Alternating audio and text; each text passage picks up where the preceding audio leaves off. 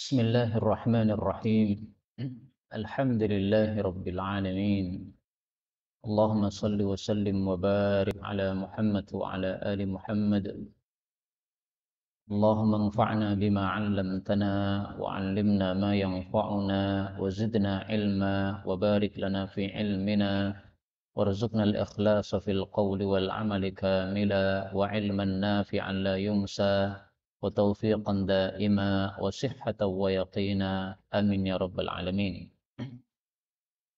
Alhamdulillah kaum muslimin rahimakumullah. Hari ini kita sudah masuk tanggal 20 Jumadal Ula 1443. Kita lanjutkan pengajian Fadilah Salat karya Asy-Syaikh Al-Muhaddits Zakaria Al-Kandahlawi rahimahullahu taala. Dan kita sudah sampai pada hadis yang ke-6 dari pasal tentang larangan meninggalkan salat. Ini adalah hadis terakhir dalam pasal ini. Baik, kita baca ya. Bismillahirrahmanirrahim. Al-haditsus sadis. Wa akhraja Ibnu Mardawayhi an Ka'bil Habri qala والذي أنزل التوراة على موسى والإنجيل على عيسى والزبور على داود والفرقان على محمد أنزلت هذه الآيات في الصلوات المكتوبات حيث ينادى بهن يوم يكشف عن ساق إلى قوله وقد كانوا يدعون إلى السجود وهم سالمون الصلوات الخمس إذا نودي بها. Dikeluarkan oleh Ibnu Mardawayh. Boleh juga dibaca Ibnu Marduyah. An Ka'bin, dari Ka'b Al-Habr, atau lebih tepatnya An Ka'bil Ahbar. Qala, dia mengatakan, walladzi, demi zat yang anzalat Taurata, telah menurunkan kitab Taurat, ala Musa, kepada Nabi Musa, maksudnya demi Allah. Wal Injila, dan menurunkan kitab Injil, ala Isa, kepada Nabi Isa. Waz Zabura, dan menurunkan kitab Zabur, ala Dawud, kepada Nabi Dawud. Wal Furqana, dan menurunkan kitab Al-Quran, nama lainnya Al-Furqan, ala Muhammad, kepada Nabi Muhammad sallallahu alaihi wasallam. Unzilat hadhil ayatu, ayat-ayat ini diturunkan fis salawatil maktubati, tentang salat-salat yang diwajibkan oleh Allah. Haitsu yunada bihin, yang dikumandangkan azan padanya, yaitu salat 5 waktu. Yang dimaksud adalah kalam Allah di dalam Al-Quran, yauma yukshafu an sakin, pada hari disingkaplah betis. Sampai kalam Allah Subhanahu wa taala, wa qad kanu, dan sungguh adalah mereka di dunia, yud'auna ila sujudi, mereka diseru untuk sujud, diajak untuk sujud, yaitu untuk salat 5 waktu. Wa hum salimun, mereka dalam keadaan sehat wal afiat, tetapi tidak mau salat. Yang dimaksud adalah as-salawatil khams, yaitu salat-salat 5 waktu, idza nudiya biha, ketika dikumandangkan azan padanya. Jadi surah yang disebutkan oleh Allah di dalam Al-Qur'an, yauma yukshafu an saqi wa yud'auna ila sujudi wa hum salimun, kita lihat ayatnya di dalam Al-Qur'an, yaitu pada surah Al-Qalam ayat 43.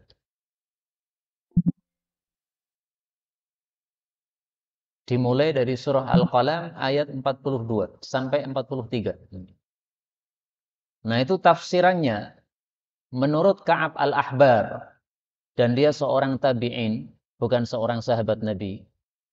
Dia katakan bahwa yang dimaksud sujud ini adalah salat 5 waktu. Jadi tafsirnya gimana? Wa yud'auna ila sujudi fala yastati'un. Di akhirat mereka disuruh sujud, tidak bakal mampu. Kenapa tidak bakal mampu? Karena waqad kanu yud'auna ila sujudi wa hum salimun. Karena dulu mereka di dunia diajak untuk sujud, yaitu sholat 5 waktu dalam keadaan sehat, tapi mereka tidak mau. Nah, maka di akhirat nanti, manusia akan terbagi dua kelompok. Orang-orang yang sujud kepada Allah di akhirat akan ikut masuk surga. Orang-orang yang tidak bisa sujud di akhirat besok akan dimasukkan ke dalam neraka. Nah, sekarang bisanya kita sujud dan tidak bisanya di akhirat itu gimana? Kalau di dunia kita mau sholat ke masjid, sholat 5 waktu, nanti di akhirat disuruh sujud, kita sujud. Kenapa? Man asya ala syai'in mata alaih wa bu'itha alaih. Siapa yang hidup dalam suatu kondisi, matinya juga kondisi tersebut, nanti dibangkitkan oleh Allah, kondisinya juga seperti itu. Maka yang biasa sholat di dunia, nanti di akhirat juga bisa sujud kepada Allah Subhanahu wa Ta'ala. Sebaliknya, di dunia tidak biasa sholat, nanti disuruh sujud tidak bisa. Terjadinya kapan itu? Itu di akhirat. Itulah yang dimaksud yauma yukshafu an saqin. Pada hari disingkap betis. Itu maksudnya di akhirat. Apa maksudnya disingkap betis? Ini ungkapan bahasa Arab untuk menunjukkan perkara yang dahsyat. Itu mereka mengungkapkan dengan kata-kata disingkap betis. Jadi hari akhirat itu kan kondisinya sangat mengerikan, sangat menyusahkan, sangat dahsyat sekali. Nah, maka pantas disebut dengan istilah hari disingkap betis. Seperti kalau orang Indonesia mengatakan menyingsingkan lengan baju, itu maksudnya sungguh-sungguh dalam beramal. Tidak harus lengan bajunya disingsingkan. Mungkin lengan bajunya tetap dibiarkan saja, tapi maksudnya sungguh-sungguh.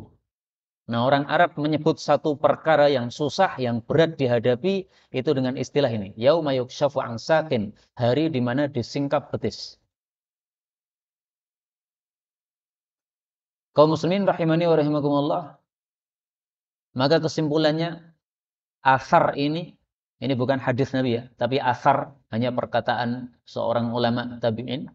Athar ini menunjukkan bahayanya tidak mau sholat di dunia. Nanti disuruh sujud oleh Allah di akhirat, tidak bisa sujud. Kok tidak bisa sujud? Ini punggungnya ini oleh Allah dibikin kaku. Sehingga disuruh sujud ini malah jempalik ke belakang. Tapi kalau orang-orang yang di dunia mau sholat, nah maka di akhirat oleh Allah sujud, disuruh sujud, mampu sujud. Karena itu supaya kita gampang sujud nanti di akhirat kalau disuruh oleh Allah, hendaklah kita sekarang di dunia memperbanyak sholat. Sholat wajib dilakukan, demikian juga sholat-sholat sunnah ditambahkan. Kemudian kita ambil beberapa faedah. Faedah yang pertama, di sini disebutkan kitab-kitab suci. Ada kitab Taurat, ada kitab Injil, ada kitab Zabur, ada kitab Furqan. Nah, mungkin yang baru bagi sebagian orang adalah istilah Furqan. Furqan itu nama lain dari Al-Quran. Dan ini disebutkan dalam Al-Quran juga, dalam banyak ayat. Misalnya, Allah Subhanahu wa Ta'ala mengatakan, Tabarakalladzi nazzalal furqana ala 'abdihi. Surah Al-Furqan ayat 1. Maha berkah zat yang telah menurunkan Al-Furqan, yaitu Al-Quran, ala abdih, kepada hambanya, yaitu Nabi Muhammad SAW, liyakuna lil alamina nadhira, supaya beliau menjadi pengancam bagi seluruh alam. Nah, ini nama lain dari Al-Quran adalah Al-Furqan. Kenapa disebut Al-Furqan? Karena Quran itu sifatnya memisahkan antara yang benar dan yang salah, antara hak dan batil. Maka disebut Al-Furqan. Jadi masing-masing nama kitab ini ada maknanya. Taurah, apa artinya? Dari kata-kata tauriyah. Tauriyah itu artinya menutupi. Kenapa kitab Taurat disebut Taurat? Karena menutupi kesesatan dengan petunjuk atau sinar yang dibawa oleh kitab ini. Dulu tersebar kesesatan. Kitab Taurat membawa sinar. Maka kesesatannya tertutupi semuanya. Kalah semuanya. Injil, apa artinya? Injil itu dari kata-kata najl. Najl itu artinya saripati. Kenapa disebut Injil? Karena dia merupakan saripati, intisari dari kitab sebelumnya, yaitu kitab Taurat. Maka isinya kitab Injil dengan kitab Taurat tidak banyak berbeda, karena hanya merupakan saripati atau intinya. Adapun kitab Zabur dari kata-kata zabara itu artinya menulis. Nah, maka karena suatu kitab itu pasti ditulis, maka disebut Az-Zabur. Nah, itu makna masing-masing dari kitab-kitab suci ini. Dan kitab suci tidak hanya 4 ini, tetapi inilah yang paling terkenal. Karena di sana ada Suhufi Ibrahim wa Musa. Kemudian ada satu hadis Nabi Shallallahu Alaihi Wasallam yang mirip dengan ayat ini. Yauma yukshafu an saqin. Hadis itu diriwayatkan oleh Al-Imam Al-Bukhari rahimahullahu taala.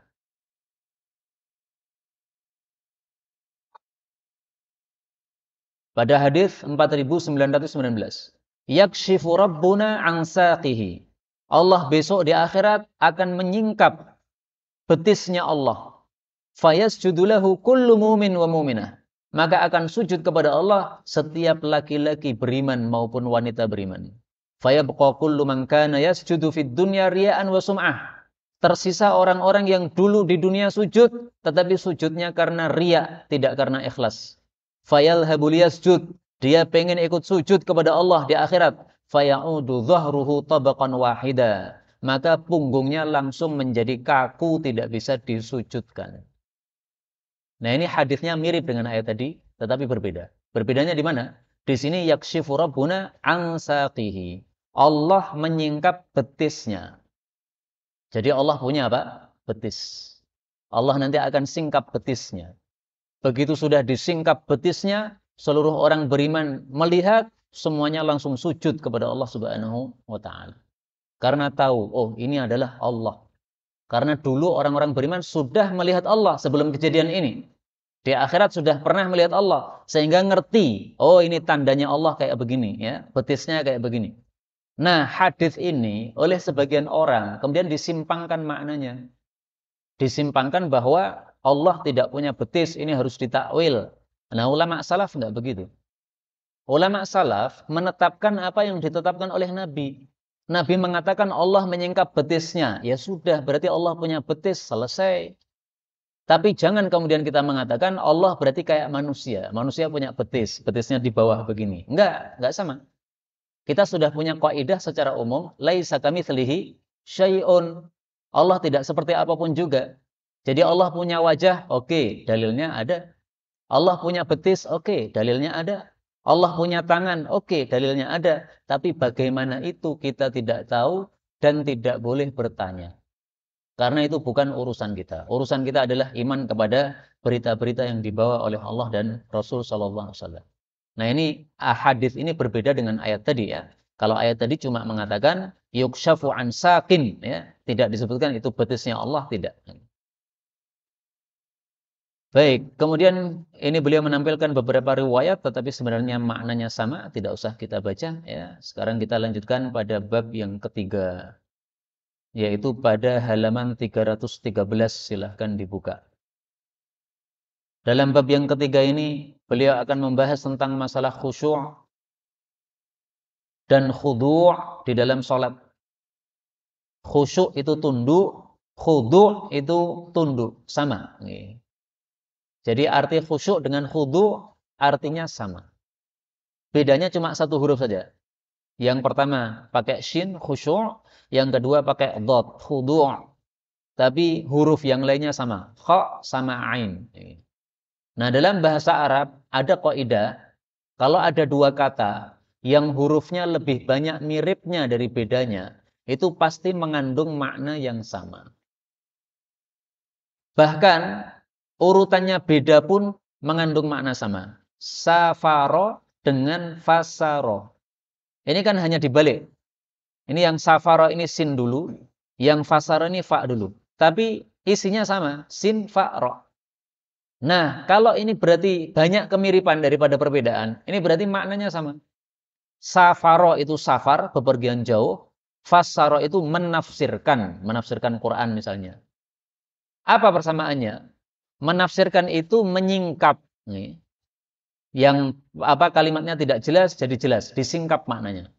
Nah, safar itu disebut safar kenapa? Karena dia menyingkap watak seseorang. Watak asal seseorang itu akan muncul ketika dia safar. Mungkin ketika dia di rumah terkenalnya tidak mudah marah misalnya. Tapi ketika safar, menghadapi kesulitan-kesulitan safar, watak asal akan muncul. Nah, di sini perbedaan dari dua kata ini kita ketahui, tapi kemudian setelah itu persamaannya juga kita ketahui. Memang beda, safar-safar, fasar itu tafsir, tapi ada kemiripan makna. Nah, khusyuk sama khudu juga begitu. Artinya sama, khusyuk. Khusyuk itu merupakan roh atau inti daripada sholat. Karena Allah Subhanahu wa taala menyebutkan di dalam surah Al-Mu'minun ayat yang pertama, qad aflahal mu'minun alladzina hum fi shalatihim khashi'un. Sungguh beruntung orang-orang beriman, yaitu orang-orang yang mereka dalam salat mereka khusyuk. Nah, disebutkan khusyuk dalam masalah salat menunjukkan pentingnya khusyuk ini. Allah tidak mengatakan orang yang salatnya lama, enggak. Allah tidak mengatakan orang yang sholatnya nangis. Enggak. Tapi Allah mengatakan yang sholatnya khusyuk. Berarti inti sholat adalah khusyuk. Nah, nanti akan kita tampilkan dalil-dalil yang menunjukkan bahwa inti sholat adalah khusyuk. Ini sekedar penjelasan para ulama. Para ulama mengatakan inti sholat adalah khusyuk. Nah, sekarang kita lihat dalilnya. Apa betul inti sholat adalah khusyuk? An Ammar ibn, kita baca. Okay? Al-hadithul awwal an Ammar ibn Yasir radhiyallahu anhu qala sami'tu Rasulullah sallallahu alaihi wasallam yaqul innar rajula la yansarifu wa ma kutiba lahu illa ushru salatihi tus'uha thumnuha sub'uha sudsuha khumsuha rub'uha thuluthuha nisfuha. Rawahu Abu Dawud wa sahahahu Ibnu Hibban. Dari Ammar bin Yasir radhiyallahu anhuma. Kenapa anhuma? Karena dua-duanya sahabat Nabi. Qala, dia mengatakan, sami'tu, aku mendengar Rasulullah sallallahu alaihi wasallam yaqul, mengatakan, innar rajula, sesungguhnya seseorang laki-laki, la yansarifu, sungguh dia selesai, maksudnya dari salatnya. Wa ma kutiba lahu, tetapi tidaklah dicatat untuk dia, illa kecuali usyru salatihi, 1/10 dari salatnya saja, atau tus'uha, 1/9-nya, atau thumnuha, 1/8-nya, au subu'uha, atau 1/7-nya, au sudsuha, atau 1/6-nya, khumsuha, atau 1/5-nya, rub'uha, atau 1/4-nya, thulthuha, atau 1/3-nya, nisfuha, atau separuhnya saja. Hadis ini dikomentari oleh Ibnu Abbas. Apa kata Ibnu Abbas? Beliau mengatakan, seseorang itu dicatat amalan salatnya oleh Allah tergantung yang khusyuknya saja. Khusyuk setengah jam, berarti yang tercatat setengah jam. Padahal salatnya misalnya 1 jam, tapi khusyuknya setengah jam. Yang tercatat hanya setengah jam. Salat 10 menit, khusyuknya hanya separuh, 5 menit. Berarti yang tercatat di hadapan Allah 5 menit. Karena itulah, dari sini kita paham pentingnya sholat sunnah. Karena sholat kita tidak bisa khusyuk total. Misalkan, tadi kita sholat asar 4 rakaat. Berapa menit itu? 10 menit misalnya. 10 menit sholat asar. Berapa khusyuk kita? Di sini Nabi menyebutkan nisfuha, ini paling mentok. Separuhnya saja. Artinya biasanya orang itu khusyuk tidak lebih dari separuh. 4 rakaat khusyuknya separuhnya, berarti 2 rakaat saja. Sisanya enggak khusyuk. Nah, itu tidak dicatat oleh Allah Subhanahu wa taala. Dia menggugurkan kewajiban salat, iya, tetapi pahala 0. Kenapa 0? Enggak ada khusyuknya, padahal itu rohnya salat. Itu sama dengan gini gambarannya. Ada seorang manusia cantik atau ganteng atau kuat. Tapi kalau rohnya atau nyawanya dicabut, apakah cantiknya masih berfungsi? Enggak berfungsi. Buktinya enggak ada yang mau melamarnya, enggak ada. Apakah kekuatannya masih dahsyat? Enggak ada. Karena kalau sudah dicabut itu ya segala sesuatunya hilang semuanya. Nah, salat juga begitu. Kalau rohnya salat dicabut ya sudah, berarti enggak ada nilainya toh di hadapan Allah Subhanahu wa taala. Sama dengan manusia, kalau rohnya dicabut sudah enggak ada nilainya lagi. Mau cantik, mau ganteng, mau apa lagi, kuat dan sebagainya, mau pinter, itu semuanya hilang semuanya. Tapi karena itu Benarlah penjelasan para ulama bahwa khusyuk itu adalah roh salat berdasarkan dari hadis ini. Karena itu, mari kita biasakan membaca doa yang diajarkan oleh Rasulullah sallallahu alaihi wasallam. Doa disebutkan dalam Sunan Abu Dawud. Allahumma ya Allah, inni a'udzubika, sesungguhnya aku berlindung kepada Engkau min salatil la tanfa', dari salat yang tidak berguna. Ini salat yang tidak khusyuk, enggak berguna. Ini sangat bagus, doa ini kita baca, kita hafalkan, dibaca antara azan dan qamat. Karena antara azan dan qamat ini waktunya mustajab. Meskipun kita baca hanya satu kali. Nih, mari kita baca bersama. Allahumma inni a'udzubika min salatil la tanfa'. Sekali lagi biar hafal. Allahumma inni a'udzubika min salatil la tanfa'. Sekali lagi tapi saya tutup. Allahumma inni a'udzubika min salatil la tanfa'. Diingat-ingat nggih, ini dibaca antara azan dan qamat. Meskipun tidak harus di waktu tersebut, tetapi karena kita mau salat, kita berlindung dulu kepada Allah Subhanahu wa taala supaya salatnya bisa khusyuk. Kemudian kita ambil satu faedah dari hadis ini. Faedah dari sisi perawinya, yaitu Ammar bin Yasir. Ammar bin Yasir, ada satu sabda Nabi sallallahu alaihi wasallam khusus tentang beliau. Rasulullah bersabda,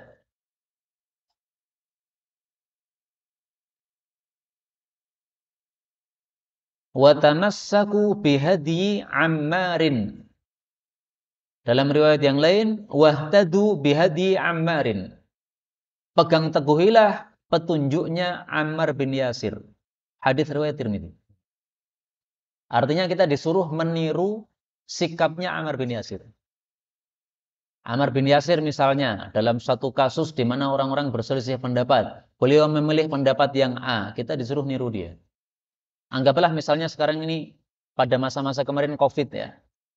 Ada dua pendapat, sholat direnggangkan sama sholat tidak direnggangkan. Nah, andaikan Ammar bin Yasir masih hidup dan beliau pilih sholatnya rapat, nah maka ini hadis menguatkan. Wahtadu bihadi Ammarin.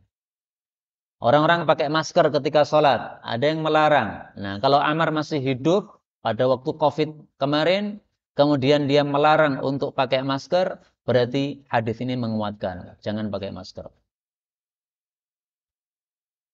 Apa sikap Ammar bin Yasir yang disebutkan oleh Nabi Shallallahu Alaihi Wasallam dalam hadis yang lain? Beliau mengatakan, "Ma khuyyira Ammarun, tidaklah Ammar itu disuruh memilih baina amrayni, antara dua perkara, illakhtara, kecuali pasti beliau memilih arsyadahuma, yang paling rasyid. Yang paling rasyid itu yang paling mengikuti petunjuk, yang paling sesuai dengan petunjuk. Jadi kalau ada dua pendapat, kita ambil yang paling sesuai dengan petunjuk atau dalil. Salat direnggangkan 1 meter, sama salat dirapatkan, yaitu dua pendapat yang muncul dari para ulama kontemporer pada masa Covid kemarin. Nah, mana yang kita pilih? Kita pilih yang arsyad, yang paling rasyid, yang paling mendekati kepada petunjuk, kepada rusyd. Desember tanggal 25, Natalan. Boleh nggak mengucapkan selamat Natal?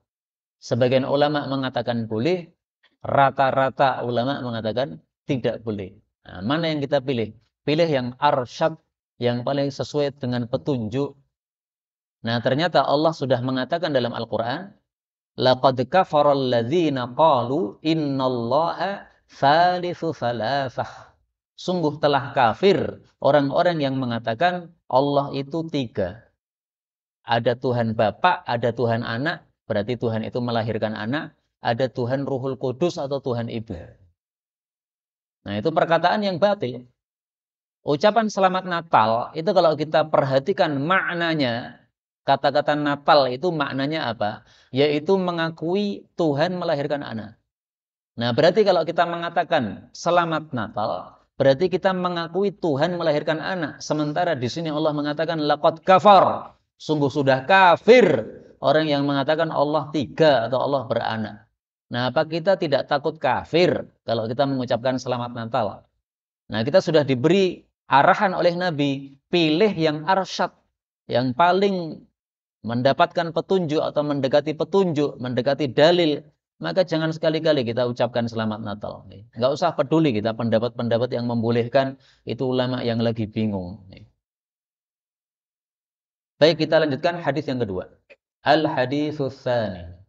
Wa ruwiya an Anas bin Malik radhiyallahu anhu qala qala Rasulullah sallallahu alaihi wasallam man shalla as-salawati liwaqtiha wa asbagha laha wudu'aha wa atamma laha qiyamaha wa khushu'aha wa ruku'aha wa sujudaha kharajat wa hiya baydha'u musfiratun taqulu hafidhakallahu kama hafidtani wa man shallaha li ghairi waqtiha wa lam yusbigh laha wudu'aha wa lam yutimma laha khushu'aha wa la ruku'aha wa la sujudaha kharajat wa hiya sawda'u mudlimah taqul dayya'akallahu kama dayya'tani hatta idza kanat haitsu sya'allah luffat kama yulaffu thawbul khaliq thumma duriba biha wajhuh. Rawahu Tabarani fil Awsat wa dha'afahu al-Mundhiri bi isdarihi bi lafzi ruwiya. Ruwiya diriwayatkan. Berarti ini hadisnya dhaif karena dimulai dengan kata-kata ruwiya. An Anas bin Malik, dari Anas bin Malik radhiyallahu anhu, dia mengatakan telah bersabda Rasul sallallahu alaihi wasallam, "Man shalla, siapapun yang salat as-salawati, salat-salat 5 waktu, li waqtiha, pada waktunya masing-masing. Wa asbaghalaha, dan menyempurnakan untuk salat itu wudu'aha, wudu'nya. Wa atammalaha, dan menyempurnakan juga untuk salat itu qiyamaha, berdirinya.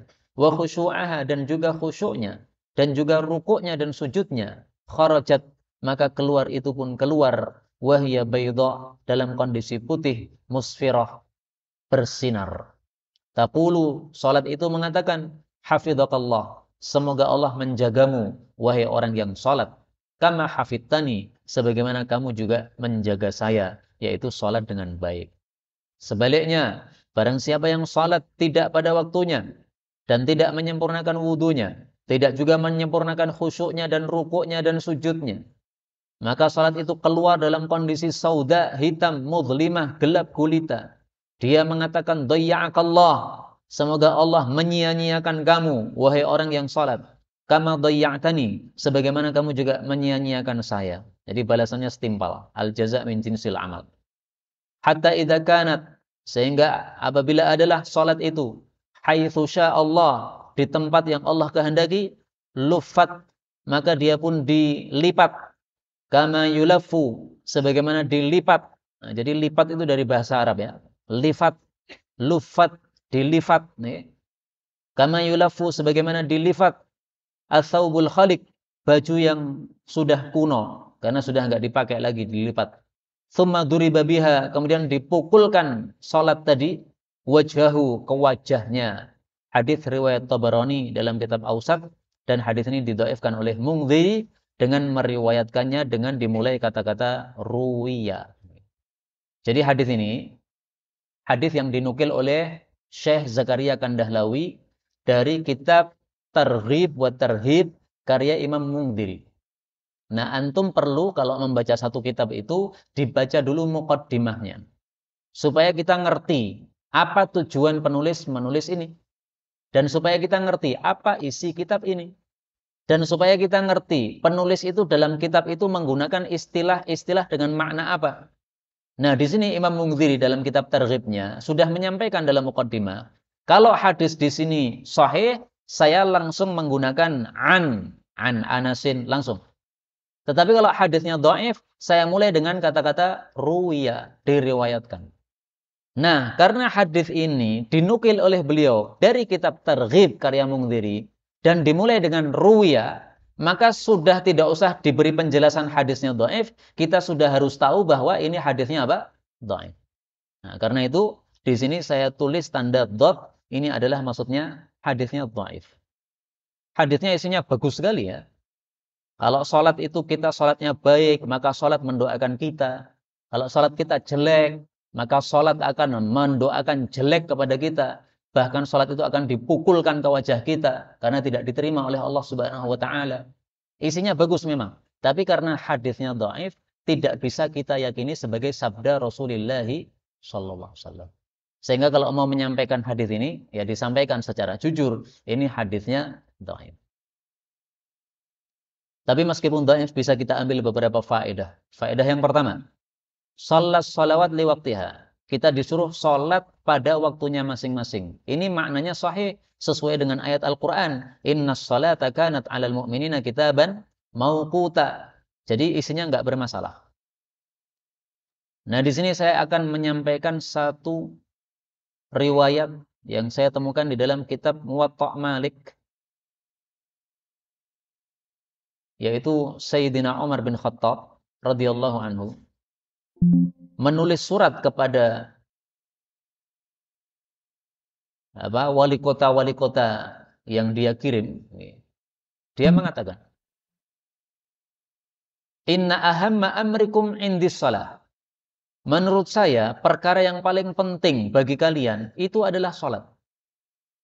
Jadi ini surat Sayyidina Umar, surat presiden kepada seluruh wali kota atau pejabat-pejabat yang dikirim di negara-negara Islam. Kata beliau, paling penting menurut saya salat. Man hafidhaha wa hafadha 'alaiha. Siapa yang menjaga salat dan menjaga waktunya salat, hafidha dinah, berarti dia sudah menjaga agamanya. Wa man dhayya'aha, tetapi siapa yang menyia-nyiakan salat, fahuwa lima siwaha adya', maka dia itu pasti selain salat dia pasti lebih menyia-nyiakan. Kemudian beliau menulis surat bagaimana waktu-waktu salat yang seharusnya. Beliau mengatakan, "Shallu dhuhra," salatlah zuhur. Idza kana al-fai'u, apabila bayang-bayang itu dhira'an, sudah sepanjang satu hasta. Satu hasta ini. Ila ayyakuna dhillu ahadikum mithlah. Sampai nanti bayangan seseorang itu sepanjang tingginya. Kalau tinggi kita misalnya 150. Nah, berarti bayangan kita juga di tanah 150. Itu berarti sudah habis waktu zuhur. Itu sudah masuk waktu asar. Nah, dari kisah ini kita tahu betapa Sayyidina Umar sebagai kepala negara atau Amirul Mukminin sangat mementingkan masalah sholat. Surat yang dikirim ke negara-negara Islam waktu itu masalah satu saja, sholat diperhatikan. Coba kalau kita punya presiden kayak gini kan senangnya bukan main. Jadi menjaga rakyatnya terutama masalah pentingnya. Kemarin Ustadz Ashuri menyampaikan satu ceramah saya sangat senang sekali. Beliau katakan bahwasanya umat Islam ini minimal dua hal yang harus dipegangi betul-betul jangan lepas. Satu, sholat jamaah ke masjid. Dua, membaca Quran tiap hari. Ini kata beliau sesuai dengan ayat Quran. Allah mengatakan pada surah Al-A'raf ayat 170. وَالَّذِينَ يُمَسِّكُونَ بِالْكِتَابِ وَأَقَامُوا الصَّلَاةَ inna la nudhi'u ajral muslihin. Orang-orang yang mereka itu berpegang teguh dengan Alkitab dan mereka menegakkan salat, sungguh kami tidak akan menyia-nyiakan pahalanya orang-orang yang berbuat baik. Jadi dua hal ini sangat penting. Pegangi Quran, tegakkan salat. Bagaimana mungkin bisa memegangi Quran kalau tidak dibaca? Maka harus dibaca. Dan bagaimana mungkin bisa memegangi Quran kalau tidak paham isinya? Maka harus dipelajari. Maka ada majelis tafsir di masjid ini hendaklah dihadiri. Yang diisi oleh Ustadz Ashuri. Demikian juga Ustadz-Ustadz yang lain. Supaya kita termasuk yumassikuna bil kitab. Karena itu saya ulang-ulang lagi. Setiap hari jangan sampai lewat tanpa membaca mushaf Quran. Karena kita setiap hari itu membawa HP dan buka HP. Kenapa mushaf Quran tidak diambil untuk dibaca? Ini satu aib. Maka hendaklah kita perhatikan karena ternyata Allah sudah sebutkan dalam Al-A'raf ayat 170. Yumassikuna bil kitab wa aqamus shalah. Dua aja yang disebutkan oleh Allah. Jadi sebenarnya sepele kan agama ini. Tidak susah-susah agama ini, ya gampang. Dan kemudian satu hal yang perlu kita garis bawahi di sini, Sayyidina Umar menyuruh salat duhur ketika bayangan sudah 1 hasta. Berarti sholat zuhur di masa Sayyidina Umar agak mundur. Karena bayangan 1 hasta ini kan sudah cukup banyak ini. Nah, makanya agak mundur. Nah, mungkin karena di masa itu orang-orang masih pada selesai kerja, kemudian baru persiapan, rolasan kan begitu memang modelnya. Nah, maka agak dimundurkan sedikit supaya orang-orang bisa sholat jamaah semuanya. Ya seperti ini bagus kalau memang diperlukan. Tapi kalau bisa awal ya, dan itu tidak mengganggu orang-orang yang akan sholat jamaah, nggak ada masalah. Sesuai kondisi saja. Baik, kemudian faedah yang kedua, dalam hadis ini disebutkan 4 hal. Berdiri, khusyuk, ruku, sujud. Disebutkannya 4 hal ini, padahal di dalam sholat tidak hanya berisi 4 hal. Ini menunjukkan pentingnya 4 hal ini. Berdiri dalam sholat itu penting. Rasul Shallallahu Alaihi Wasallam pernah ditanya, ya Rasulullah, sholat yang paling utama yang kayak apa? Maka beliau mengatakan, afdalus sholat yang paling utama adalah tulul kunuti, yang lama kunutnya. Qala al-Imam Nawawi, berkata Imam Nawawi, al-murad bil kunut huna, yang dimaksud kunut dalam hadis ini adalah al-qiyam, berdiri, bittifaqil ulama. Ini sudah disepakati para ulama. Jadi salat yang paling utama yang lama berdirinya. Nah, maka kalau ada imam salatnya lama itu jangan ngresulo. Alhamdulillah, ini salat yang utama. Yang penting lamanya tidak berlebihan. Kalau lamanya Al-Baqarah katam, nah niku perlu dijewer niku. Itu imamnya orang genah niku. Tapi saya kira nggak ada sekarang ini. Imam kok salatnya sampai katam Al-Baqarah, nggak mungkin. Kita sendiri nggak akan mampu melakukannya. Kemudian yang kedua khusyuk. Ini ruhnya salat. Kemudian rukuk sujud. Nah ini sudah berkali-kali saya sampaikan dalil bahwasanya rukuk sujud ini menggugurkan dosa-dosa. Begitu kita rukuk, maka dosa-dosa kita gugur. Sujud juga begitu, dosa-dosa gugur. Nah, maka itulah rahasianya Nabi itu melamakan rukuk dan sujud, sebagaimana juga melamakan berdirinya. Kita tampilkan di sini dalil yang menunjukkan hal tersebut.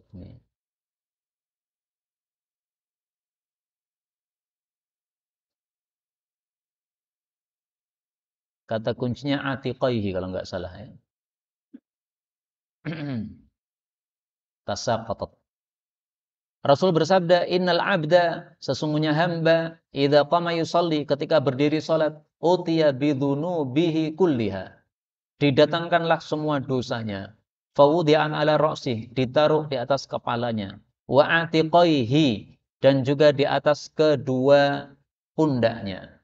Fakullama raka'a aw sajad, setiap kali dia ruku' ataupun sujud, tasaqatat anhu, dosa-dosanya gugur dari orang tersebut. Hadis riwayat Tabarani, derajatnya sahih. Dan ada satu sunnah Nabi yang sudah ditinggalkan orang. Dan memang ini susah.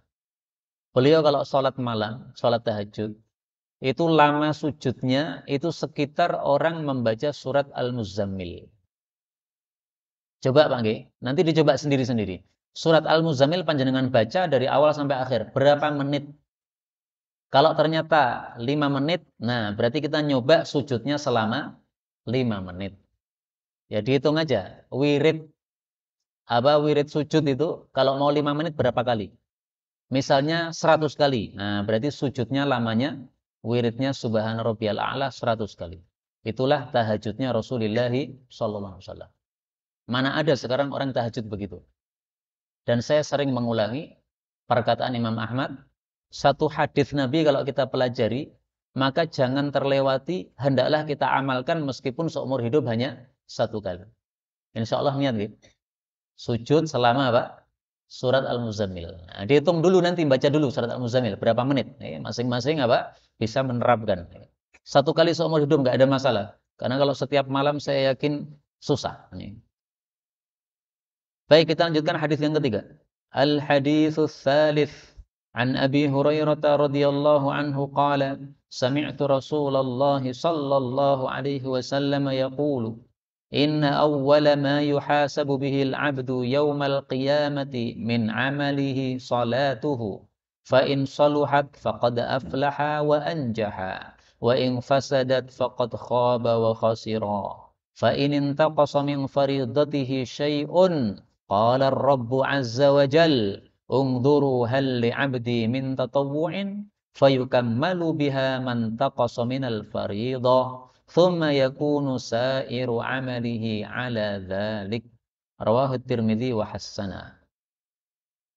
Dari Abu Hurairah radhiyallahu anhu dia mengatakan, aku mendengar Rasul sallallahu alaihi wasallam bersabda, "Inna sesungguhnya awwalama pertama kali apa yang yuhasabu bihil abdu dihisab dengannya seorang hamba yaumal qiyamati pada hari kiamat kelak min amalihi dari amalan-amalannya adalah salatuhu salatnya." Ini menunjukkan pentingnya salat sehingga dihisab pertama kali. Fa in saluhat apabila salatnya baik faqad aflaha maka sungguh dia beruntung masuk surga. Wa anjaha dan dia sukses. Wa in fasadat tetapi kalau salatnya rusak faqad khaba maka sungguh dia ngaplu tidak dapat apa-apa. Wa khasira dan rugi. Fa in intaqasa maka apabila dia kurang apabila ada kurang min faridatihi dari salat fardunya syai'un sesuatu qala rabbu berkatalah ar-rabb yaitu Allah azza wa jal unzuru perhatikanlah maksudnya wahai para malaikat hal li abdi apakah untuk hambaku ini min tatawwu' ada amalan sunnah sebenarnya Allah sudah tahu ya tapi Allah memang suruh malaikat untuk melihat fayukammalu biha lalu disempurnakan dengan salat-salat sunnah itu man taqasa apa yang kurang minal fariidah dari salat fardu. Thumma kemudian yakunu adalah sairu amalihi seluruh amalannya yang lain ala dzalika diperlakukan atas hal itu juga. Hadis riwayat Tirmidzi dan derajatnya hasan. Hadis ini menunjukkan dua hal. Pentingnya salat. Sehingga salat adalah kunci seluruh amalan yang lain. Kalau sholatnya bagus, amalan yang lainnya otomatis bagus. Sholatnya jelek, amalan yang lainnya otomatis bermasalah. Karena itu kalau kita pengen amalan kita bagus, caranya gimana? Ya kuncinya itu diperbaiki dulu. Kalau kuncinya tidak diperbaiki, mau gimana pun rusak. Gambarannya gini ya. Ini ada gelas, mau kita isi air putih yang jernih. Air manapun juga Anda masukkan situ, kalau di gelas tadi itu ada tinta di situ, nggak akan jernih. Mau ambil air dari manapun, dari lawu kah atau dari manakah, airnya jernih. Tapi begitu masuk langsung kotor. Kenapa? Memang di situ kotor. Jadi kuncinya membersihkan gimana? Bersihkan itu tintanya. Kalau sudah hilang, maka silahkan masukkan air, pasti jernih. Nah, amalan kita juga begitu. Perbaiki dulu sholat kita. 5 waktu ke masjid tidak. Kalau tidak di masjid, nah itu berarti Anda harus ke masjid sekarang.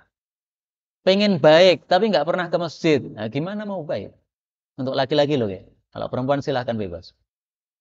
Kemudian, sholat 5 waktu sudah ke masjid. Tapi sering telat tidak? Ternyata sering telat. Bahkan kalau tidak telat, malah orang-orang heran. Tumben orang telat, Pak. Nah, itu berarti bermasalah sholat kita. Maka kalau amalan-amalan kita bermasalah, ya perbaiki, jangan terlambat sholatnya. Pilihlah shaf yang pertama, tidak terlambat. Nah, maka insya Allah, kalau sholatnya diperbaiki, yang lain-lainnya jadi baik. Ini yang pertama dari hadis ini. Yang kedua, hadis ini menunjukkan, ibadah sholat fardu, itu kalau terjadi intaqoso, kekurangan, itu oleh Allah akan ditambal dengan ibadah tatawwu', ibadah sholat sunnah. Karena itu, sholat sunnah, bagi kita sekarang ini, saya katakan semacam wajib. Kenapa semacam wajib? Nah, kita nggak pernah sholat fardunya sempurna, Pak.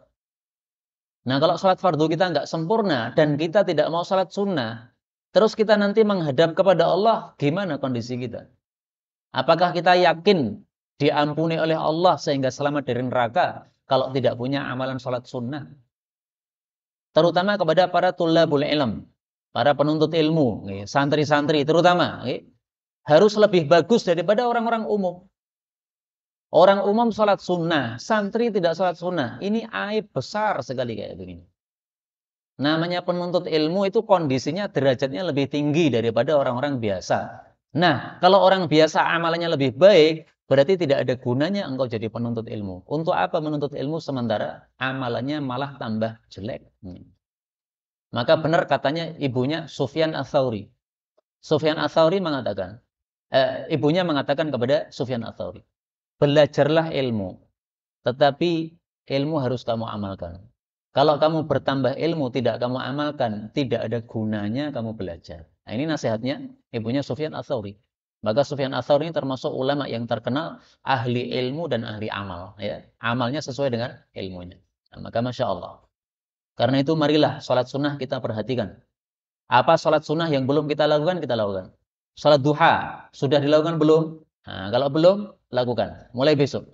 Bisa kita daftar kan? Sholat sunnah apa saja dalam satu hari itu. Nah, mana yang belum kita lakukan? Dikasih centang yang belum dilakukan. Nah, supaya diamalkan, diperbaiki. Karena sholat fardu kita nggak mungkin sempurna. Saya yakin siapapun kita, sholat fardunya tidak sempurna. Kok bisa yakin begitu? Lihat tadi sabda Nabi tadi mengatakan hanya ditulis 1/10, 1/9. Mentoknya berapa tadi? Setengah. Nah, itu sabda Nabi, maksud saya nggak percaya. Mau ustadz, mau bukan ustadz sama aja. Sholatnya tidak mungkin sempurna. Maka hendaklah kita tambal dengan sholat sunnah-sunnah kita. Baik, kita ambil beberapa faedah. Faedah yang pertama. Yang pertama dihisab adalah sholat. Apakah ini bertentangan dengan hadis yang lain? Bahwasanya yang pertama dihisab adalah pembunuhan. Inna sesungguhnya awwala ma yuhkam. Yang pertama kali diputusi hukuman oleh Allah bainal ibad antara para hamba adalah fiddima dalam masalah darah, yaitu pembunuhan. Hadis riwayat Tirmidzi sahih. Ini tidak bertentangan karena lafalnya berbeda. Kalau tadi Nabi mengatakan yuhasab, kalau di sini Nabi mengatakan yuhkam, berbeda. Hisab itu berkaitan dengan amalan pribadi masing-masing. Kita punya amalan pribadi masing-masing kan? Makan ya sendiri, minum ya sendiri, apalagi sholat ya sendiri. Amalan kita pribadi-pribadi masing-masing kita mengamalkannya. Puasa ya kita lakukan sendiri. Nah, itu yang dihisab pertama kali adalah sholat. Adapun yuhkam ini yang berkaitan dengan orang lain. Ada kezaliman kepada orang lain, mengambil hartanya, atau membunuhnya, atau menuduhnya, atau mengejeknya. Nah, masalah-masalah yang berkaitan dengan hamba, itu yang paling pertama dihukumi oleh Allah, itu adalah fiddima, dalam hal darah, yaitu pembunuhan. Maka sampai hari ini kita jangan lupa kasus pembunuhan terhadap Laskar Islam pada Desember tahun lalu. Dibunuh 6 laskar. Mudah saja mereka membunuh. Kemudian mereka menuduh katanya laskar-laskar ini yang memulai dan sebagainya. Nah, ini mudah sekali masalah ini mereka entengkan. Padahal ini pertama kali yang akan diputuskan oleh Allah di akhirat kelak. Ya dasar orang-orang tidak punya iman kayak begitu memang. Kalau orang punya iman pasti dia akan fatak, pasti dia akan menahan diri dari membunuh. Faedah berikutnya. Dalam hadis ini Rasul Shallallahu Alaihi Wasallam mengatakan qala Rabbu, berkata Ar-Rabb. Ini dalil bahwasanya Ar-Rabb itu termasuk Al-Asmaul Husna. Karena itu jelas salah pendapat sebagian orang yang mengatakan Rabb bukan Asmaul Husna. Salah. Nabi saja mengatakan qala Rabbu, menyebut Allah dengan istilah Rabb. Dalam Al-Quran Allah mengatakan walillahil asma'ul husna fad'uuhu biha. Allah itu memiliki asma'ul husna. Fad'uuhu, maka doalah kepada Allah Subhanahu wa taala biha, dengan al-asma'ul husna tersebut. Ini surah Al-A'raf ayat 180. Nah, bolehkah kita berdoa dengan nama Rabb? Boleh. Silahkan kita berdoa ya Rabbi atau Rabbana, Rabbana. Dalam Quran ada enggak Rabbana? Ada. Nah, itu sudah cukup dalil bahwasanya Rabb itu adalah nama Allah Subhanahu wa taala. Ya Rabbi, ya Rabbana, ya. Faedah berikutnya, dalam hadis ini Nabi mengatakan, "Tsumma yakunu sa'iru amalihi 'ala dzalik." Semua amal diperlakukan seperti itu. Maksudnya apa? Maksudnya amalan wajib selain sholat ditambal dengan amalan sunnah. Misalnya, puasa wajib kita kurang sempurna, ditambal dengan puasa sunnah. Zakat wajib kita kurang sempurna, ditambal dengan sedekah sunnah. Karena itu amalan wajib yang lain, mari kita perhatikan juga yang sunnahnya. Karena barangkali amalan wajib kita nggak sempurna. Puasa Ramadan misalnya, kadang-kadang kan nggak sempurna kan? Karena pas puasa Ramadan malah mikirnya yang jelek-jelek, atau ngomongnya yang jelek-jelek, atau melakukan perbuatan sia-sia. Itu berarti puasanya tidak sempurna. Nah, maka hendaklah kita punya puasa sunnah. Dalam setahun itu minimal ada 2 puasa sunnah yang harus kita lakukan. Puasa hari Arafah sama puasa hari Asyura. Minimal itu. Kalau dalam 1 tahun belas tidak puasa sunnah, itu aib itu menurut saya. Kenapa aib? Kita puasa fardu kita nggak sempurna. Kok tidak punya puasa sunnah belas itu di mana? Maka 2 itu sudah minimal sudah. Jangan dikorting lagi sudah. Kalau mau ditambahi lagi lebih bagus. Puasa 6 hari di bulan Syawal supaya pahalanya seperti puasa setahun. Karena 6 hari sama dengan 2 bulan. Sementara 1 bulan Ramadan sama dengan 10 bulan. Nah, berarti sudah seolah-olah puasa 12 bulan. Nah, tapi kalau tidak kuat untuk puasa 6 hari di bulan Syawal, minimal tadi ya, Arafah sama Asyura. Baik, kita tambah 1 hadis lagi. Al-hadithur rabi'. An Abdullah bin Qurt radhiyallahu anhu qala qala Rasulullah sallallahu alaihi wasallam awwalu ma yuhasabu bihil 'abdu yaumal qiyamah as-shalah fa in saluhat saluha sa'iru 'amalihi wa in fasadat fasada sa'iru 'amalihi rawahu at-Tabarani fil Awsat wa la ba'sa bi isnadihi insyaallah. Dari Abdullah bin Qurt, mudah-mudahan Allah meridhai beliau, dia mengatakan telah bersabda Rasul sallallahu alaihi wasallam, awwaluma pertama kali yang yuhasabu dihisab bihi dengannya al-abdu seorang hamba yaumal qiyamah di hari kiamat nanti adalah as-salatu, salatnya. Fa in saluhat apabila salatnya bagus, saluha sairu amali, bagus juga seluruh amalnya. Wa in fasadat kalau salatnya rusak, fasada sairu amali, rusak juga seluruh amalnya. Hadis riwayat Tabarani dalam kitab Mu'jamul Awsat. Ini nama kitab, beliau punya 3 mu'jam. Salah satunya Mu'jam Awsat. Wala ba'sa dan tidak masalah bi isnadihi sanadnya insyaallah taala. Jadi hadis ini derajatnya hasan. Hadis ini mirip dengan hadis sebelumnya. Bedanya kalau pada hadis sebelumnya Rasulullah mengatakan apabila salatnya bagus maka dia beruntung dan sukses. Tetapi kalau dalam hadis ini beliau mengatakan apabila salatnya bagus maka seluruh amalnya bagus. Nah, sekarang pertanyaannya kok bisa? Salat bagus, amal bagus. Apa kaitannya apa? Pertanyaan ini kita temukan jawabannya dalam Al-Qur'an. Allah Subhanahu wa taala menyebutkan pada surah Al-Ankabut ayat 45. Wa aqimis salata innas salata tanha 'anil fahsya'i wal munkar. Wa la dzikrullahi akbar wallahu ya'lamu ma tasna'un. Wa aqimis salah, tegakkanlah salat. Innas salata sesungguhnya salat tanha melarang, mencegah 'anil fahsya dari perbuatan keji wal munkar dan perbuatan mungkar. Wala dzikrullah dan sungguh ingat kepada Allah akbar, itu adalah perkara yang terbesar. Wallahu ya'lamu ma tasna'un dan Allah mengetahui semua yang kalian lakukan. Nah, ini jawabannya. Kenapa kalau salatnya bagus pasti amalannya bagus? Karena salat yang bagus itu pasti mencegah orang dari perbuatan fahsya dan mungkar. Ada seorang sahabat Nabi diceritakan kepada Nabi sallallahu alaihi wasallam, "Ya Rasulullah, ini ada orang yang suka salat. Tahajud ya dia lakukan. Tetapi nanti kalau pagi hari itu maling dia." Apa kata beliau? Sayanhahu ma taqul. Apa yang kamu sampaikan, yaitu amalan sholat dia, akan mencegah dia. Ternyata betul. Setelah beberapa hari, ini sahabat kan baru saja masuk Islam. Nah, setelah beberapa hari, sholatnya semakin bagus, semakin bagus, semakin bagus, lama-lama mencuri sudah tidak dilakukan lagi.